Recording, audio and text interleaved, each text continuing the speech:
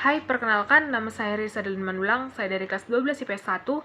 Di sini saya akan menjelaskan tentang teori konsentris. Tetapi sebelum saya menjelaskan, saya akan menunjukkan gambar yang telah saya buat tentang teori konsentris. Berikut adalah gambar yang telah saya buat.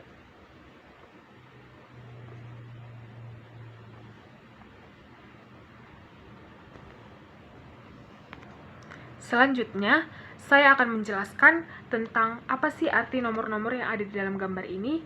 Yang pertama, saya akan menjelaskan yang ada di tengah, yaitu nomor 1.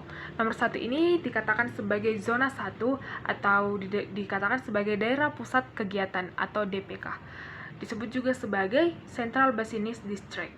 Nomor 2 atau yang kedua disebut sebagai zona kedua, disebut sebagai zona peralihan karena zona perdagangan yang beralih dari zona perdagangan ke zona pemukiman. Yang ketiga, yaitu yang berada di daerah sini, yaitu zona ketiga, disebut sebagai pemukiman kelas pekerja buruh atau disebut sebagai kelas yang rendah. Yang keempat, yang berada di sini, yaitu zona keempat, dikatakan sebagai pemukiman kelas menengah atau zone of middle. Dan yang terakhir, yang nomor 5 yang ada di sini, adalah zona kelima, disebut sebagai pengelaju atau zona peralihan yang beralih dari zona peralihan ke zona pertanian. Zona yang ada di sini yang nomor 5 adalah zona yang tinggi atau kelas tinggi dan disebut sebagai zone of high status.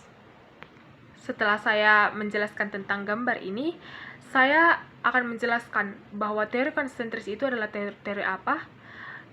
Teori konsentris itu adalah teori yang menjelaskan tentang perencanaan perkotaan yang dikembangkan oleh seseorang sosiologi asal Amerika Serikat yang bernama Ernest Bergnes.